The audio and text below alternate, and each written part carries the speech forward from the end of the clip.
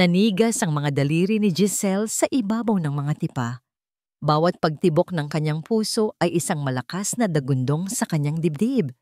Mas malakas pa sa ugong ng mamahaling sasakyan na kadarating lang sa garahe. Iyon na ang hudyat. Umuwi na ang halimaw ng mansyon. Umuwi na si Sir Ricardo. Sa tabi niya, naramdaman niya ang bahagyang paggalaw ni Lucia. Ang munting kamay ng bata na kanina lang ay masayang sumasabay sa kanyang pagtugtog, ay bigla ring nanlamig. Kahit hindi nakakakita ang mga mata nito, nararamdaman ng bata ang takot na biglang bumalot sa silid musika. Ate Giselle? Halos pabulong na tanong ni Lucia. Shhh! Ang tanging naisagot ni Giselle. Dahan-dahan at maingat na isinara ang takip ng piano na parabang ang kaunting ingay ay maaaring maging sanhi ng kanilang kapahamakan. Katulong. Iyon lang ang posisyon niya sa bahay na ito.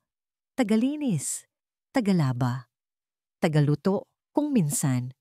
Hindi siya guro ng musika. At lalong hindi siya pwedeng maging kaibigan ng nag-iisang anak ng kanyang amo. Ngunit paano niya tatanggihan ang isang batang ang tanging kaligayahan ay ang mga lihim na sandali nilang dalawa sa harap ng nakuriring na piano? Naalala ni Giselle ang unang araw niya sa mansyon. Malawak, malamig, tahimik, parang isang museo na walang buhay. Ang may-ari, si Mr. Ricardo Campos, ay isang CEO na kasing tigas at kasing lamig ng marmol na sahig ng kanyang bahay. Minsan lang niya itong makita at sa mga pagkakataong yon, ni hindi man lang siya nito, tinapunan ng tingin. Isa lang siyang anino sa paningin nito.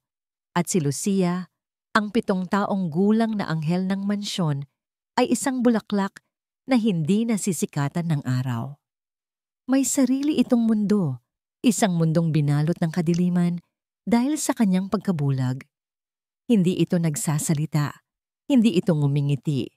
Palagi lang itong nakaupo sa isang sulok, tila may hinihintay na hindi kailanman darating. Isang hapon, habang naglilinis si Giselle sa silid musika, isang lugar na tila 10 taon nang hindi nabubuksan, nakita niya ang isang grand piano na nababalot ng alikabok. Hinaplos niya ito. Naramdaman niya ang pamilyar na kuryente sa dulo ng kanyang mga daliri, isang alaala ng buhay na matagal na niyang tinalikuran at pilit na ibinaon sa limot. Hindi niya napigilan ang sarili. Umupo siya at sinimulang tipain ang isang lumang kundiman. Noon niya unang nakita ang nangiti sa mga labi ni Lucia. Sinundan pala ng bata ang tunog. Tahimik itong umupo sa sahig sa tabi niya, nakikinig. At sa mga sumunod na araw, ang lihim na pagtugtog na yon ang naging kanilang mundo. Tinuruan niya ang bata kung paano ilagay ang mga daliri sa mga tipa, kung paano damhin ang bawat nota. Ang musika ang naging kanilang lengguwahe. Ang musika ang naging kanilang sikreto. Isang sikretong malapit nang mabisto. Yumuko si Giselle at niyakap si Lucia. Magiging okay ang lahat, bulong niya. Kahit ang sarili niya ay hindi naniniwala roon. Narinig nila ang papalapit na mga yabag. Mabibigat. May awtoridad. Huminto ito sa tapat ng pinto. Dahan-dahang bumukas ang pinto at iniluwa nito ang matikas ngunit nakakatakot na anyo ni Ricardo Campos. Nakasuot pa ito ng kanyang business suit. Ang mga mata nito ay matalim na parang kutsilyo. Sinusuri ang bawat sulok ng silid. Sir, halos hindi lumabas sa lalamunan ni Giselle ang salita. Mabilis siyang tumayo at yumuko. Inilalayo ang sarili kay Lucia na para bang isa siyang krimen na kailangang itago. Hindi sumagot si Ricardo. Naglakad ito palapit. Ang mga mata ay nakatuon hindi sa kanila, kundi sa piano. Hinaplos nito ang makintab na ibabaw doon sa eksaktong lugar na pinunasan ni Giselle kanina. Itinaas nito ang kanyang tingin at sa unang pagkakataon, tiningnan siya nito ng diretso sa mata. Malamig, mapanghusga. Ang alikabok sa piano na ito ay tila mas malinis kaysa karaniwan. Sabi nito, ang boses ay kalmado, ngunit may nakatagong panganib. Siguraduhin mong ginagawa mo lang ang trabaho mo, Miss Giselle. Lumipas ang ilang araw na tila naglalakad sa ibabaw ng mga basag na salamin si Giselle. Bawat galaw niya ay maingat. Bawat kilos ay sinusukat. Ang babala ni Sir Ricardo ay parang isang malamig na kamay na nakahawak sa kanyang batok. Palaging nagpapaalala sa kanya ng kanyang lugar. Itinuon niya ang sarili sa kanyang mga gawain. Paglilinis, paglalaba, pamamalansa. Pinilit niyang kalimutan ang silid musika. Pinilit niyang iwasan ang malulungkot na mga mata ni Lucia na palaging nagtatanong kung bakit hindi na sila naglalaro. Isang hapon, habang nagpupunas siya ng mga salamin sa sala, isang pamilyar na tunog ang pumunit sa katahimikan. Ang tunog ng mga tipa ng piano.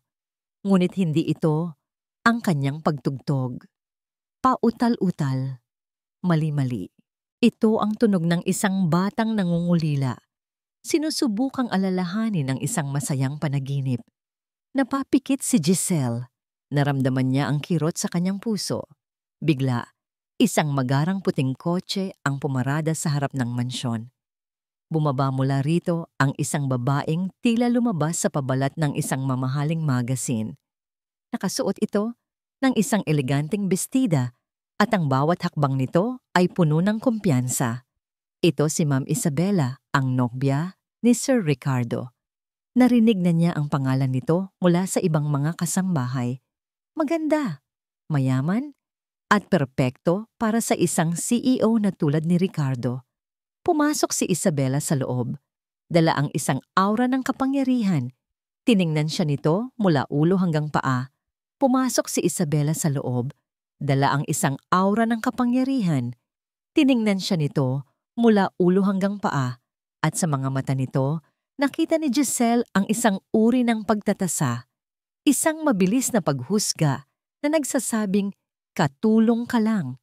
Sanay na siya sa ganoong tingin. Ngunit habang papalapit si Isabela, may kakaibang nangyari. Ang mapagmataas na ngiti sa labi nito ay bahagyang nawala. Nanliit ang mga mata nito. Tila may isang bagay sa mukha ni Giselle na pilit nitong inaalala. At sa sandaling iyon, bumalik din kay Giselle ang isang bangungot. Ang mukhang iyon, ang perpektong hubog ng mga labi. Ang matang may kayang magbigay ng nangiting anghel ngunit may itinatagong kadiliman. Nakita na niya ito dati. Isang entablado, libu-libong tao. Ang bigat ng bawat nota ng piyesang kanyang tinutugtog. At sa kanyang tabi, ang kanyang pinakamahusay ngunit pinakamalupit na katunggali. Isang batang babae na gagawin ang lahat para manalo. Ang nangiti nito bago sila magsimula. Ang halos hindi maririnig na bulong nito ng good luck na may bahid ng lason. Ang imahe ng isang basag na salamin sa backstage, ang biglaang pagtulak, ang matinding sakit sa kanyang kanang kamay. Siya ang dahilan. Nabitawan ni Giselle ang basahan at panlinis na hawak niya. Gumawa ito ng malakas na kalabog sa sahig. Ang kanyang paghinga ay biglang naging mababaw. Ang buong mansyon ay tila umikot at ang tanging nakikita niya ay ang mukha ni Isabela. Ang mukha ng babaeng sumira sa kanyang buhay.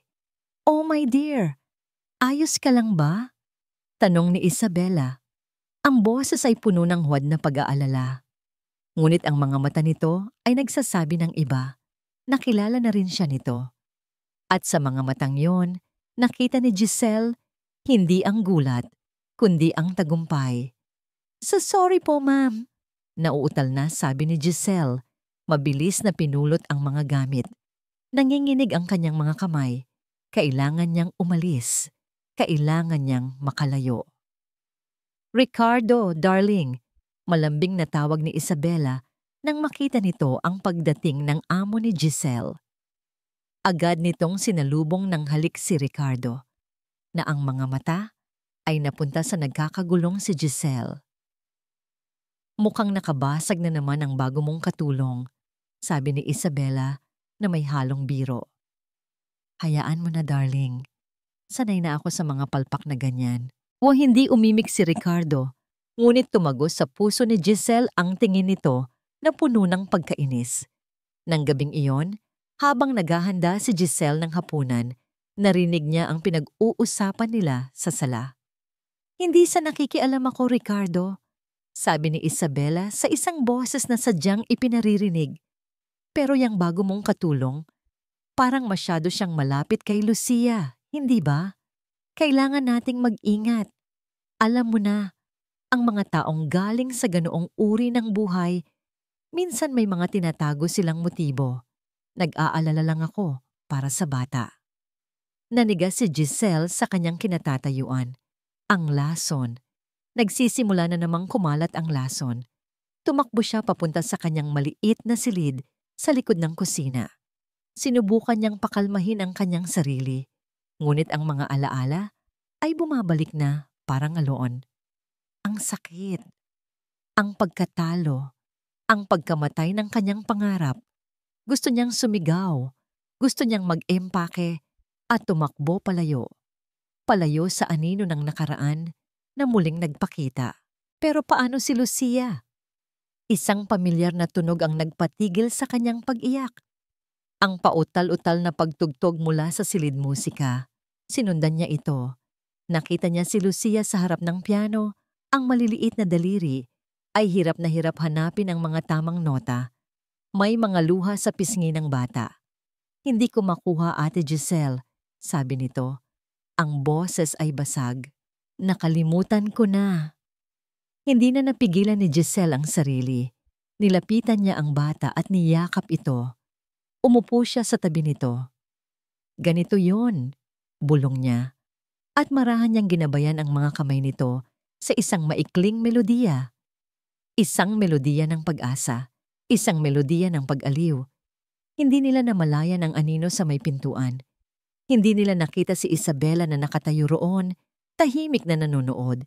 Hindi ito nagsalita. Hindi ito gumawa ng ingay. Ngumiti lang ito. Isang ngiting misteryoso at puno ng kahulugan. Bago dahan-dahang tumalikod at naglakad palayo sa dilim. Ang mga salita ni Isabela. Paulit-ulit itong umalingaw-ngaw sa isip ni Ricardo habang nakaupo siya sa kanyang malawak na home office. May mga tinatago silang motibo. Isang lason na dahan-dahang kumakalat sa kanyang sistema.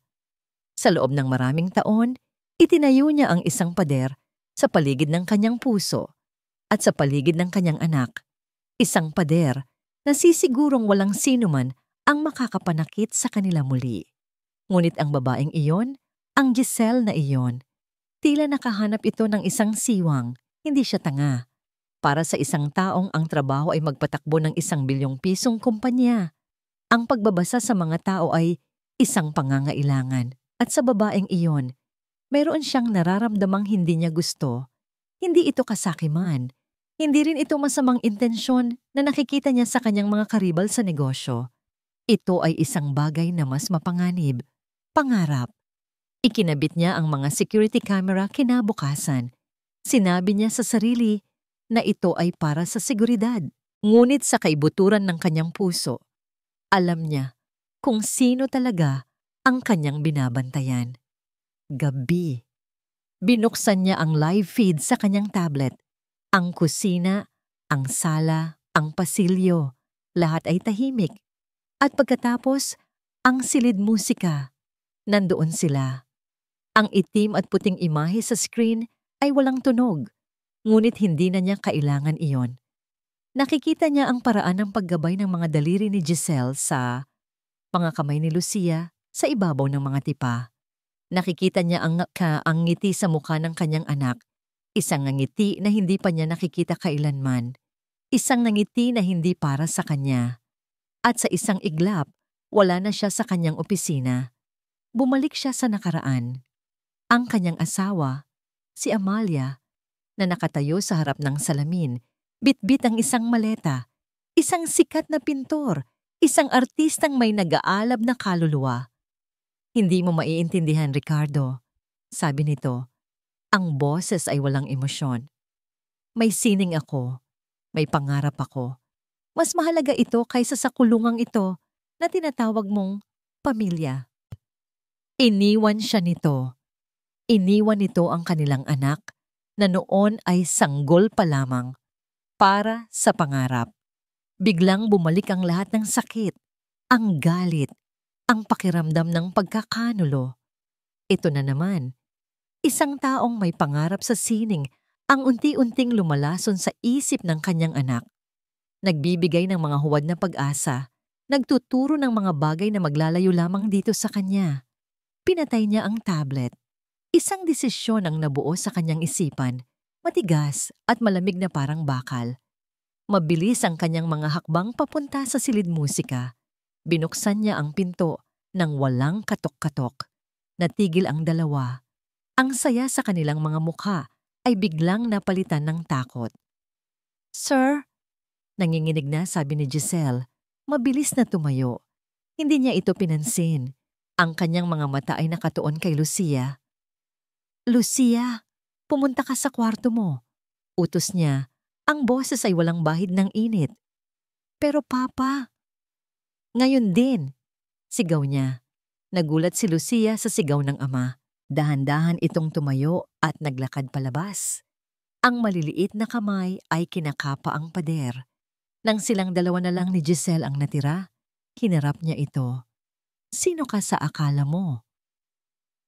Simula niya bawat salita ay may bigat ng galit na matagal nang kinikimkim. Sir, nakikinig lang po si Lucia." "Huwag mo akong gawing tanga." Putol niya. "Nakita ko ang lahat. Anong karapatan mong turuan ng anak ko ng mga bagay na wala kang alam? Katulong ka lang dito. Ang trabaho mo ay maglinis, hindi magtanim ng mga walang kwentang pangarap sa isip ng isang bata." Napayuko si Giselle. Wala siyang sinabi. Ang kanyang katahimikan ay lalong nagsilbing gasolina sa apoy ng galit ni Ricardo. "Magkano ang gusto mo?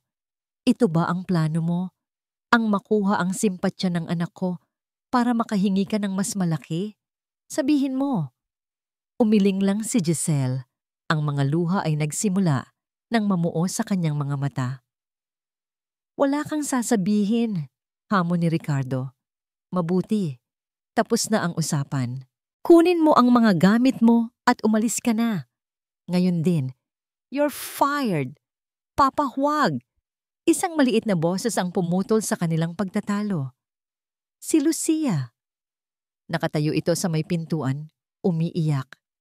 Lumapit ito at niyakap ng mahigpit ang mga binti ni Giselle. "Huwag, Papa. Huwag mong paalisin si Ate Giselle." Sigaw nito. Ang buong katawan ay nanginginig. "Kailangan ko siya." Ang mga salitang iyon, imbis na magpalambot, ay lalong nagpatigas sa puso ni Ricardo. Kailangan ko siya.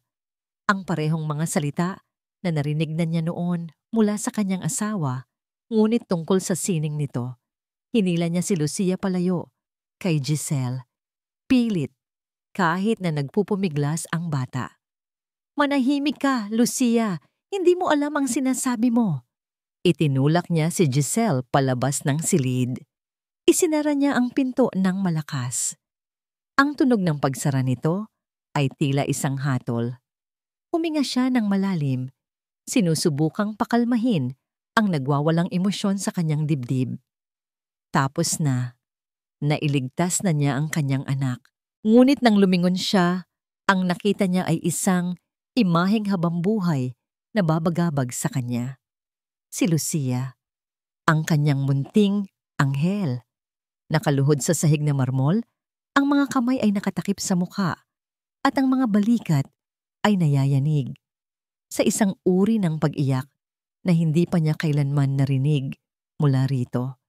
Isang pag-iyak na puno ng tunay na pagkasira. Ang pagsara ng bakal na tarangkahan ng mansyon ng mga Campos ay ang tunog ng pagsara ng isang kaban ng pangarap para kay Giselle.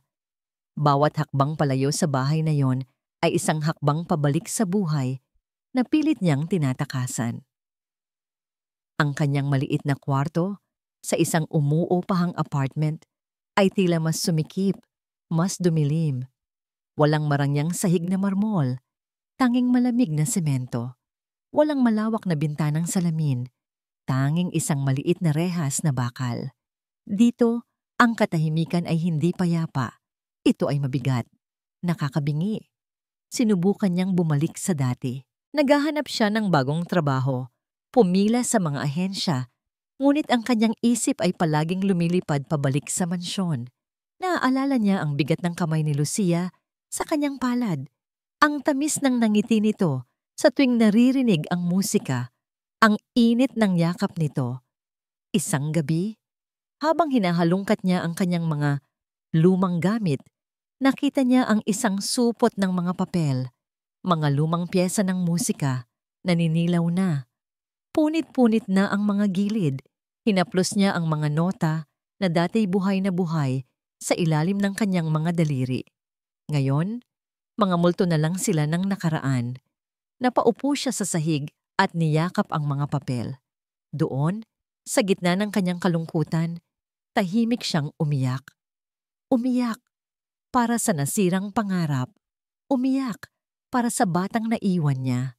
Biglang tumunog ang kanyang luma at gasgas ng cellphone. Isang numerong hindi pamilyar. Nag-aalangan man, sinagot niya ito. Hello? Giselle? Hija, si Celia ito. Sabi ng isang pamilyar na boses. Si Manang Celia, ang pinakamatandang kasambahay sa mansyon, agad na kumabog ng mabilis ang puso ni Giselle. Manang Celia? Bakit po kayo napatawag? May problema po ba? Narinig niya ang pagbuntong hininga sa kabilang linya. Hija, pasensya na sa abala, pero kailangan mong malaman. Si Lucia. Ano po ang nangyari kay Lucia? Halos pasigaw na tanong ni Giselle. Ang boses ay puno ng pag-aalala. Simula nang umalis ka, hindi na siya nagsasalita. Malungkot na sabi ni Manang Celia. Ayaw niyang kumain. Palagi lang siyang nakakulong sa kwarto niya. Dinalhan na siya ni Sir Ricardo ng lahat ng mamahaling laruan. Pero wala. Parang nawalan ng buhay ang bata. Giselle. Ngayon, nilalagnat na siya. Bawat salita ni Manang Celia ay parang isang punyal na sumasaksak sa puso ni Giselle. Kasalanan niya ito. Hindi. Kasalanan ng lalaking yon. Ngunit anuman ang dahilan, si Lucia ang nagdurusa. Wala po bang magawa ang mga doktor? Tanong niya. Ang boses ay nanginginig. Sabi ng doktor, wala namang malubhang sakit. Tila galing sa matinding kalungkutan ang lagnat niya. Hija, palagi kanyang hinahanap. Pagkatapos ng tawag, hindi na mapakali si Giselle. Naglakad siya pabalik-balik sa kanyang maliit na silid. Gusto niyang pumunta sa mansyon, pero alam niyang hindi siya papapasukin. Anong gagawin niya? Paano niya ipararating sa bata na hindi niya ito iniwan? Napatingin siya sa kanyang lumang cellphone. Hindi ito maganda. Ngunit meron itong voice recorder. Isang ideya ang biglang pumasok sa kanyang isip. Desperado. Marahil ay katawa-tawa. Ngunit ito na lang ang tanging paraan na alam niya. Pinindot niya ang record button. Inilapit niya ang telepono sa kanyang bibig at sa gitna ng katahimikan ng gabi, nagsimula siyang humimig. Ang melodiya. Ang kanilang sikretong melodiya. Isang simpleng lullaby na siya mismo ang gumawa para kay Lucia. Pagkatapos, nanginginig ang mga kamay, ipinadala niya ang audio file kay Manang Celia na may kasamang isang maikling mensahe. Mananang, pakiusap po, iparinig niyo ito sa kanya. Nagdaan ang mga minuto na parang oras. Nakatitig lang siya sa screen ng kanyang cellphone, naghihintay, nagdarasal. Biglang umilaw ang screen. Isang text message mula kay Manang Celia. Mabilis niya itong binuksan. Hija, pinatugtog ko. Dahan-dahan niyang iminulat ang kanyang mga mata. At pagkatapos, nagsalita siya. Napahawak sa bibig si Giselle habang binabasa niya ang kasunod na mensahe. Ang sabi niya, Ate Giselle. Nakatayo si Ricardo Campos sa gitna ng entablado, sa ilalim ng kislap ng mga chandelier. Ang buong bulwagan ng five-star hotel ay puno ng mga pinakamayayamang tao sa bansa. Lahat ay nakikinig sa kanyang talumpati para sa taon ng charity ball ng Campos Foundation. Hawak niya ang mikropono nang may kumpiyansa. Bawat salita ay kalkulado. Bawat ngiti ay ensayado. Ito ang kanyang mundo. Isang mundo ng kapangyarihan, ng kontrol, ng mga bagay na nasusukat ng pera at tagumpay. At sa pamamagitan ng pundasyong ito, sisiguraduhin nating ang kinabukasan ay nasa mabuting kamay pagtatapos niya. Nagpalakpakan ang lahat. Ngumiti siya, ang perpektong nangiti ng isang CEO. Ngunit habang bumababa siya ng entablado, isang katulong ang nagmamadaling sumalubong sa kanya, ang muka ay balisa. Sir Ricardo. Ano iyon? Tanong niya, bahagyang inis sa abala. Sir, si Ma'am Lucia po. Hindi po namin mahanap. Ang mga salitang yon ay parang isang baldeng malamig na tubig na ibinuhos sa kanya. Biglang nawala ang ingay ng mga tao, ang tunog ng musika. Ano ang sabi mo? Kanina po ay kasama pa siya ng yaya niya sa may hardin. Pero hindi na niya pinatapos ang katulong. Isang uri ng takot na matagal na niyang hindi naramdaman ang biglang gumapang sa kanyang dibdib. Ang nag-iisang bagay sa mundo na hindi kayang bilhin ng kanyang pera. Ang kanyang anak. Naging magulo ang lahat. Ang mga guwardiya ay mabilis na kumilos. Ang mga bisita ay nagsimulang magbulungan. Ang perpektong gabi na binuo ni Ricardo ay unti-unting gumuho. Lucia!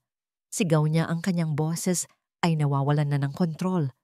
Lucia, nasaan ka? Kasama niya si Isabela sa paghahanap. Napilit siyang pinapakalma. Ricardo, darling, she'll be fine. Baka naglalaro lang ang bata. Ngunit kahit ang boses nito ay may bahid na ng pag-aalala, biglang namatay ang lahat ng ilaw sa bulwagan. Isang hiyawan ng pagkagulat ang narinig mula sa mga bisita. At pagkatapos, isang ilaw lang ang muling bumukas. Ang spotlight sa entablado. At sa ilalim ng liwanag na yon, nakaupo sa harap ng isang itim na grand piano ay ang isang maliit na figura. Ang kanyang anak, si Lucia. Huminto ang paghinga ni Ricardo. Paano? Paano siya nakarating doon? Tahimik ang buong paligid. Ang lahat ng mga mata ay nakatuon sa bata. Tila hindi nito alintana ang daan-daang taong nanonood. Itinaas nito ang kanyang maliliit na kamay. At nagsimula itong tumugtog. Pautal-utal sa simula. Tila kinakapa ang bawat nota. Ngunit pagkatapos ng ilang sandali, ang mga tunog ay nagsimulang magkaroon ng anyo. Isang melodiya na hindi pamilyar kay Ricardo. Isang melodiyang malungkot, ngunit puno ng pag-asa. Lumakas ito, na puno ng damdamin. Isang piyesang komplikado, imposibleng matutunan ng isang bata sa loob lamang ng ilang linggo. Lalo na ng isang batang hindi nakakakita. Hindi makapaniwala si Ricardo. Nakatayo lang siya roon, tila isang estatwa. Ang kanyang anak, ang kanyang tahimik at malungkot na anak, ay may itinatagong ganitong klasing talento? Ganitong klasing damdamin? Lumingon siya sa kanyang tabi. Nakita niya si Isabela. Ngunit ang reaksyon nito ay hindi pagkagulat. Ito ay takot. Namumutla ang mukha ni Isabela, ang mga mata ay nanlalaki habang nakatitig sa entablado. Nakakagat nito ang kanyang labi. Nanigas ito sa kinauupuan na parabang nakakita ng multo. Tila pamilyar sa kanya ang musikang naririnig. Natapos ang pagtugtog.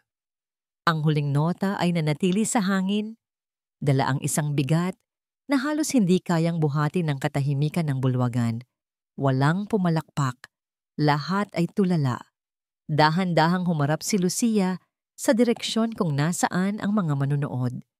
Ang kanyang mga matang, walang nakikita, ay tila nakatingin ng diretso kay Ricardo. At sa gitna ng katahimikan, Nagsalita ito, ang kanyang maliit na boses ay umalingaw-ngaw sa buong silid sa tulong ng mikropono na naiwan sa ibabaw ng piano. Para po sa inyo ito, Papa. Huminto ito sandali at pagkatapos ay idinugtong ang mga salitang babasag sa mundong binuo ni Ricardo. At para kay Ate Giselle, ang gabing iyon ay hindi natapos sa pag-uwi nila mula sa charity ball. Para kay Ricardo, iyon ay simula pa lang ng isang gabing walang tulog. Ang imahe ni Lucia sa entablado, ang musika, ang pangalan ni Giselle. Tatlong bagay na paulit-ulit na umiikot sa kanyang isipan, sinisira ang lahat ng pader na matagal niyang itinayo. Hindi na siya ang CEO na may kontrol sa lahat. Isa na lang siyang ama, nalilito at naguguluhan. Paanong natutunan ng kanyang anak ang ganoon kahirap na piyesa? At bakit ganoon na lang ang takot sa mukha ni Isabela nang marinig iyon? Kinabukasan gumawa siya ng isang bagay na hindi niya karaniwang ginagawa. Nag-utos siya ng isang masusing background check kay Giselle Reyes. Hindi ang simpleng pagsusuri na ginagawa para sa mga kasambahay, kundi isang malalim na investigasyon. Habang hinihintay ang resulta, sinubukan niyang kausapin si Lucia. Ngunit ang bata ay muling bumalik sa kanyang tahimik na mundo. Ang tanging pagkakaiba, paminsan-minsan ay kinakapa nito ang daan papunta sa silid musika at umuupo sa harap ng piano, hindi para tumugtog, kundi para lang hintayin ang pagbabalik ng kanyang guro. Dumating ang resulta ng investigasyon makalipas ang 2 araw. Isang manipis na folder. Binuksan ito ni Ricardo at binasa, Giselle Reyes, isang pangalan na minsang laman ng mga pahayagan. Ang munting Mozart ng Maynila. Nanalo sa maraming pambansang kompetisyon sa piano. Isang musical prodigy. Hanggang sa isang insidente, 15 taon na ang nakakaraan. Isang aksidente sa backstage. Isang injury sa kamay. At ang bigla nitong paglaho mula sa mundo ng musika. Napahawak si Ricardo sa kanyang sentido. Isang henyo. Ang babaeng pinalayas niya, ang babaeng tinawag niyang walang alam, ay isang henyo. Hindi siya nakontento. May isang pangalan sa report na nakaagaw ng kanyang pansin. Si Professor Antonio Morales, ang dating mentor ni Giselle. Nagmaneho si Ricardo papunta sa isang lumang konserbatoryo ng musika. Naabutan niya ang profesor sa isang silid na puno ng mga libro at amoy ng lumang papel. Ricardo Campos, sabi ng matanda, inaayos ang kanyang salamin. Alam ko kung bakit ka na parito. Dahil sa batang tumugtog sa charity ball. Kilala niyo po ang piyesa ngayon? Tanong ni Ricardo. Kilalang kilala ko. Sagot ng propesor. May lungkot sa kanyang boses. Iyon ang huling obra maestra ko. Isang piyesang isinulat ko para lang sa pinakamahusay kong estudyante. Isang piyesang siya lang ang nakakaalam. Si Giselle, sabi ni Ricardo, na para bang isang palaisipan ang unti-unting nabubuo. Oo, si Giselle, ang pinakamagaling sa lahat, patuloy ng propesor. Hanggang sa sinira siya ng inggit at kasakiman ng iba. Ang katunggalin niya noon, sa finals. Sinadya nitong itulak si Giselle sa isang salamin. Nasugatan ang kanyang kamay, pero higit pa roon, nasugatan ang kanyang kaluluwa.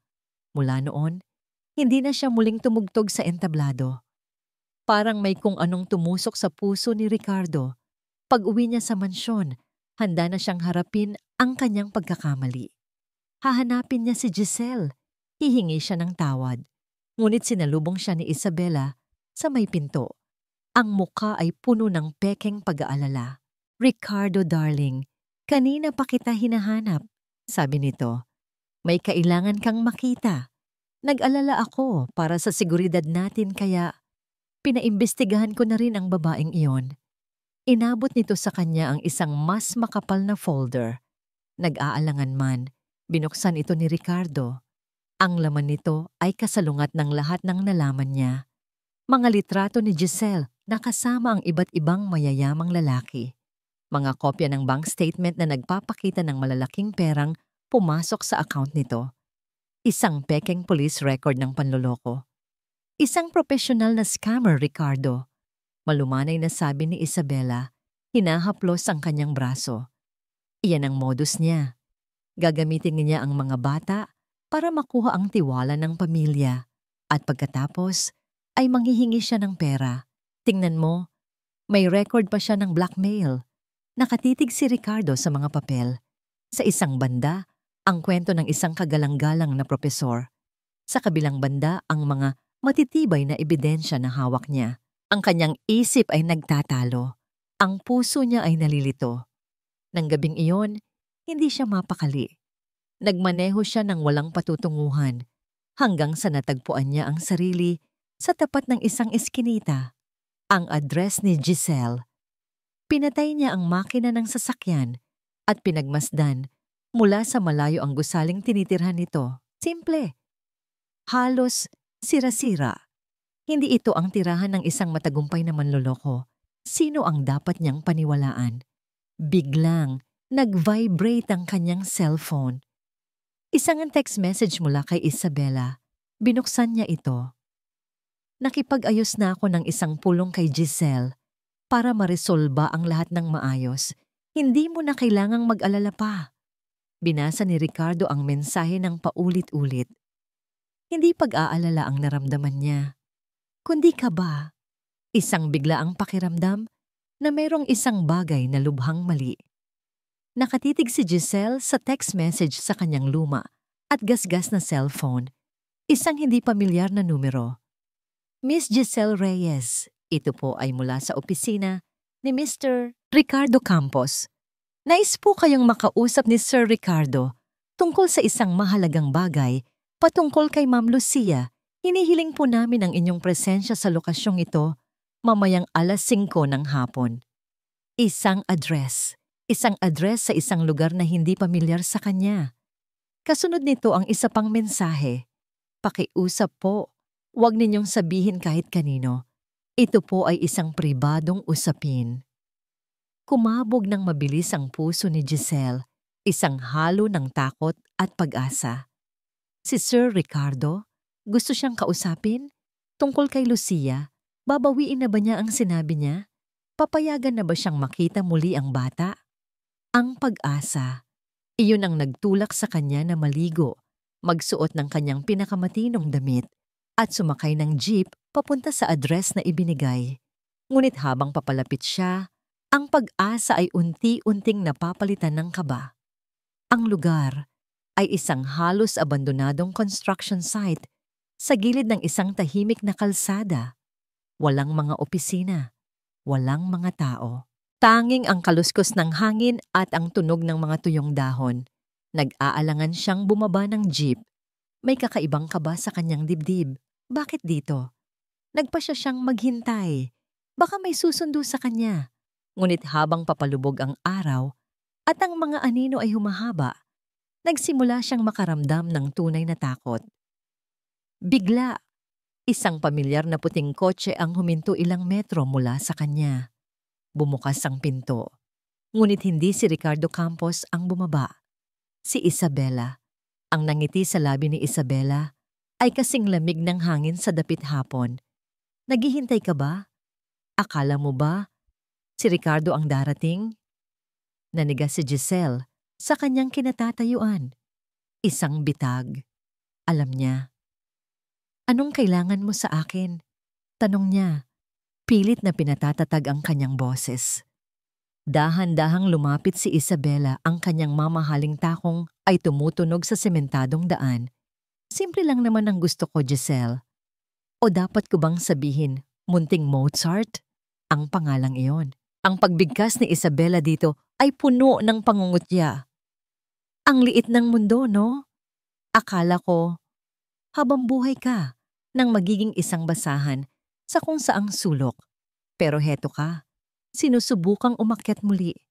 At sa pamilya ko pa. Wala akong inaagaw sa'yo. Matapang na sagot ni Giselle. Mahal ko si Lucia. Tumawa si Isabela, isang tawang walang saya. Pag-ibig, ginamit mo ang isang kawawang bulag na bata para makapasok sa pamilya namin.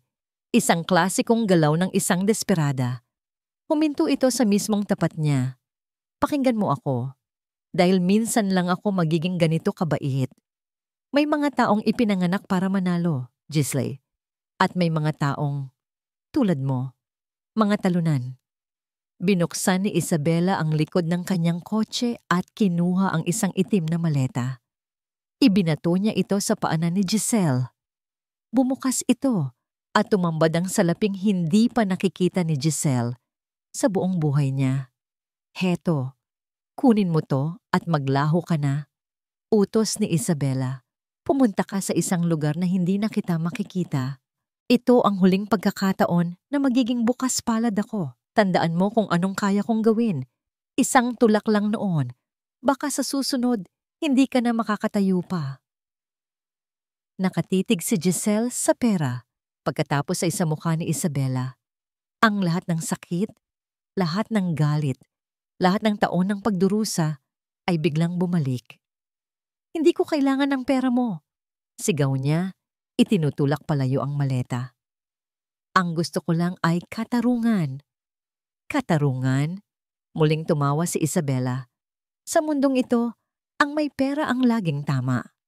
Sa gitna ng kanilang pagtatalo, may isang bagay na kumislap mula sa isang nakaparadang sasakyan sa di kalayuan. Isang click! Ang tunog ng isang kamera. Napalingon si Giselle at sa sandaling iyon, naintindihan niya ang lahat. Ang pagpupulong, ang pera, ang lahat ay isang palabas. Ngumiti si Isabela, isang nangiting nagpapahayag ng ganap na tagumpay. Nakita mo? Ngayon, may ebidensya na si Ricardo na isa ka ngang desperadang gold digger. Pinulot nito ang cellphone at may pinindot. Ang larawan mo, habang hawak-hawak ang pera na ibinibigay ko sa'yo, nasa cellphone na niya ngayon. Parang gumuho ang mundo ni Giselle. Wala siyang lakas. Wala siyang laban. Ito na ang katapusan. Samantala, sa loob ng kanyang sasakyan, sa tapat ng eskinita, nag-vibrate ang cellphone ni Ricardo. Isang larawan ang lumabas. Si Giselle, nakatayo sa harap ni Isabela. Ang kanyang mga kamay ay nasa ibabaw ng isang bukas na maleta ng pera. Ang kanyang mukha ay puno ng pagkagulat. Isang ekspresyon na sa mata ni Ricardo ay mukhang pagkagulat ng isang taong nahuli sa akto. Kasunod nito ang isang text message mula kay Isabela. Sinabi ko na sa'yo, isa lang siyang tuso. Nabitawan ni Ricardo ang kanyang cellphone. Ang puso ni Ricardo ay tila isang salamin na binasag sa libu-libong piraso. Isang linggo. Isang linggong namuhay si Ricardo sa isang impyernong siya mismo ang gumawa. Ang larawan ni Giselle at ang pera. Ang mensahe ni Isabela, ang mga ito ay dapat sanang sapat na para tuluyan ng isara ang kaso sa kanyang isipan. Dapat ay makahinga na siya ng maluwag. Dapat ay panalo na siya. Ngunit bakit pakiramdam niya ay siya ang natalo? Bawat gabi, binabagabag siya ng mga tanong. Kung si Giselle ay isang ngang manloloko, bakit ang tirahan nito ay isang sira-sirang apartment? Kung pera lang ang habol niya, bakit ang tanging bagay na hinahanap ni Lucia ay ang musika nito? Ang musika. Iyon ang bumabagabag sa kanya ng husto. Isang gabi, hindi na niya natiis. Umupo siya sa harap ng grand piano sa silid musika. Gamit ang kanyang cellphone, pinanood niya ang video ng pagtugtog ni Lucia sa charity ball. Pinakinggan niya ang bawat nota, paulit-ulit. May kakaiba sa piyesang yon. May isang bagay doon na parang isang susi. Ngunit hindi niya alam kung para saan. Ipinadala niya ang recording sa isang sikat na kritiko ng musika. Pagkalipas ng isang oras, tumawag ito. Mr. Campos, saan ninyo nakuha ang recording na ito? Tanong ng kritiko. Ang boses ay puno ng pagkamangha. Ito ay isang obra maestra, ang huling hiling, ang nawawalang piyesa ni Maestro Antonio Morales. Maraming taon na itong hinahanap ng mundo ng musika. Ayon sa alamat, isinulat niya ito para sa kanyang pinakamagaling na estudyante. At ito ay hindi kailanman nailathala. Ang huling mga piraso ng palaisipan ay biglang nabuo sa isipan ni Ricardo. Isang piyesang si Giselle lang ang nakakaalam. Isang piyesang itinuro niya kay Lucia. Hindi ito maaring pekein. Hindi ito maaring nakawin. Ang ebidensya ay nasa harap na niya sa simula't simula pa lang. Ngunit nabulag siya ng sarili niyang galit at paghuhusga. Kinabukasan ng araw ng press conference para sa formal na paglulunsad ng Campus Foundation. Isang malaking kaganapan. Lahat ng media ay naroon. Sa kanyang tabi, nakaupo si Isabela. Suot ang kanyang pinakamagandang ngiti, handang gampanan ng papel bilang mapagmahal na noobya at tagapagtaguyod ng kawanggawa. Ngunit ibang plano ang nasa isip ni Ricardo. Tumayo siya sa podium. Ang mga kamera ay nag-flash. Ngunit imbis na simulan ng kanyang talumpati, humarap siya sa malaking screen sa likod niya. Bago tayo magsimula, sabi niya, ang kanyang boses ay kalmado ngunit may bigat. Meron akong isang kwentong nais ibahagi sa inyo. Biglang lumabas sa screen ang isang video. Isang pre-recorded interview kasama si Professor Antonio Morales. Ikinuwento ng matanda ang tungkol sa isang batang henyo. Ikinuwento niya ang tungkol sa isang kompetisyon, sa isang insidente sa backstage, at sa isang pangarap na nawasak dahil sa inggit. Hindi niya pinangalanan kung sino, ngunit malinaw ang lahat. Pagkatapos ng video, hinarap ni Ricardo ang audience, at pagkatapos ay si Isabela, ang piyesang narinig ninyo mula sa aking anak noong nakaraang linggo. Pagpapatuloy niya ay ang huling hiling. Isang piyesang nagpapatunay na ang talento ay hindi kayang bilhin at ang katotohanan ay palaging hahanap ng paraan upang lumabas. Namutla si Isabela. Ricardo, anong ibig sabihin nito?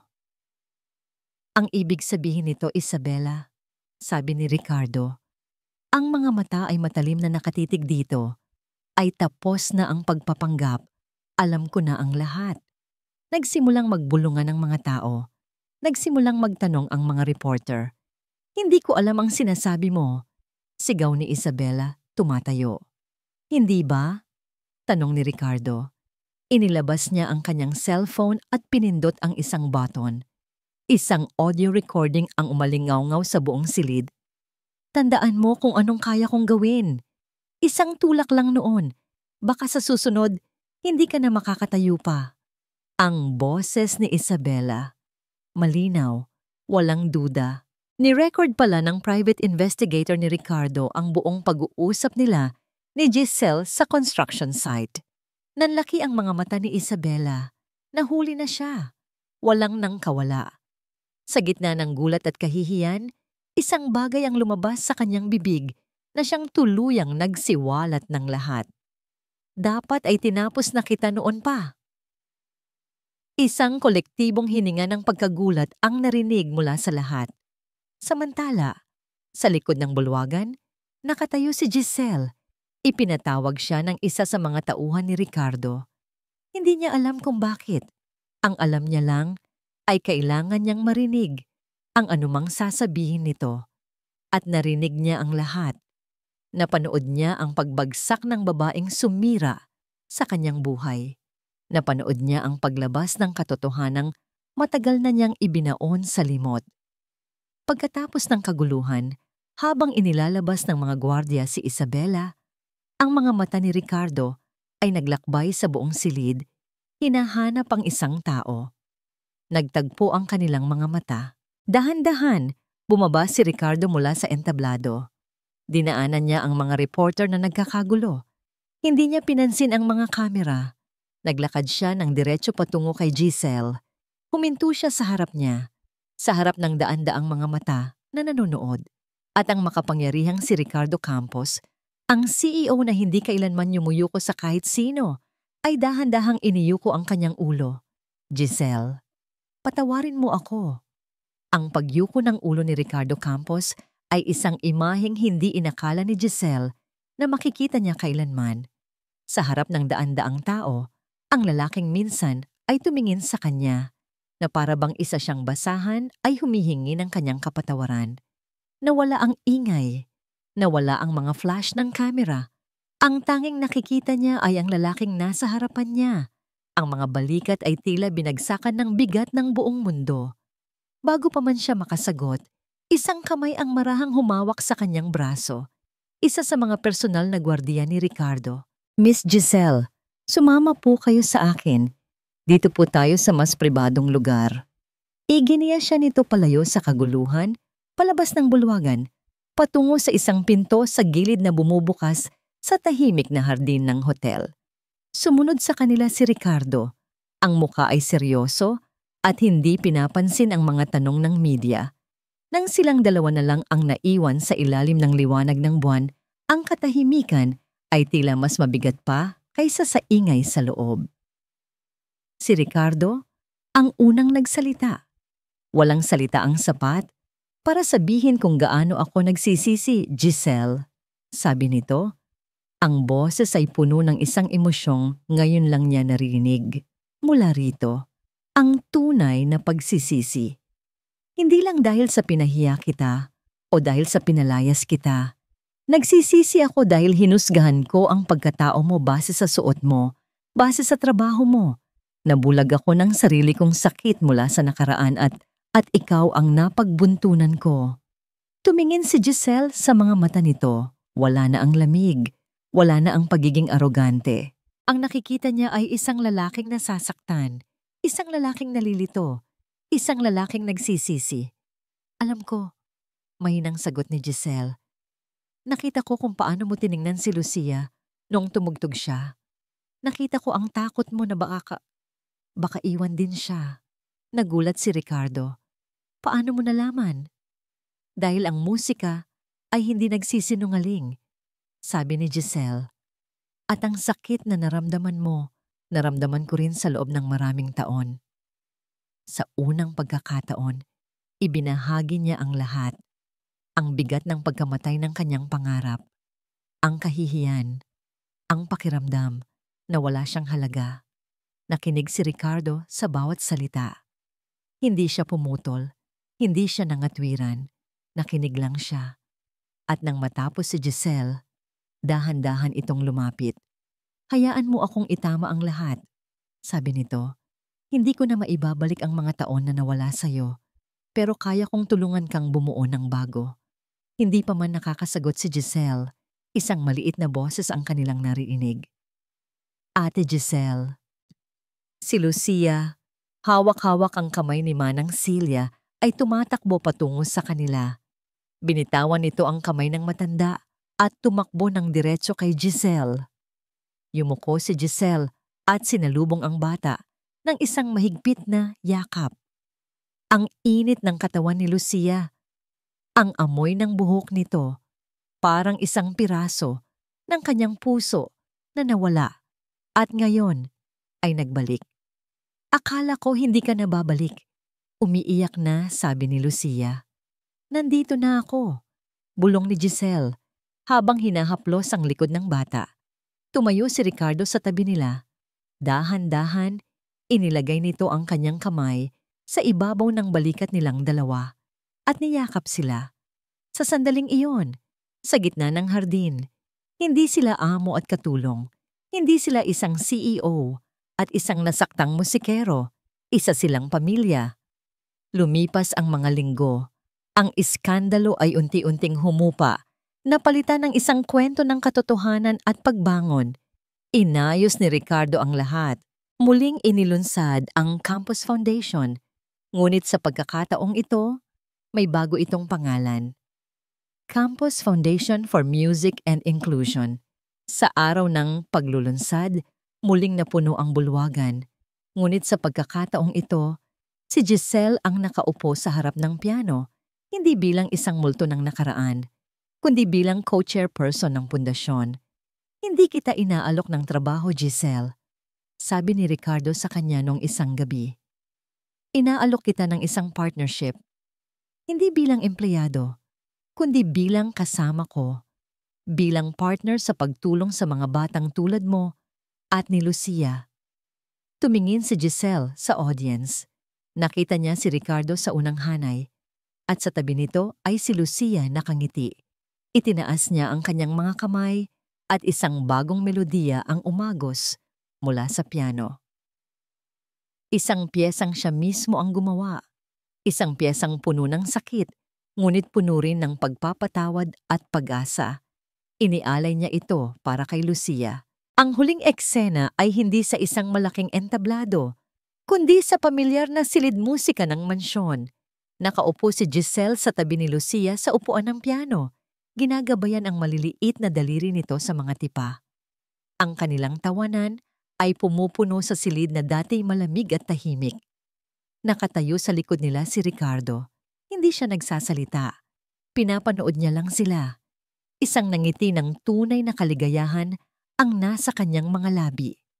Dahan-dahan, inilagay niya ang kanyang kamay sa balikat ni Giselle. Naramdaman ni Giselle ang init niyon. Tumingala siya at nginitian ito. Ang kanyang buhay dati ay isang basag na melodiya. Ngunit ngayon, kasama ang 2 taong pinakamamahal niya, sa wakas. Ito ay isa ng buong simponya.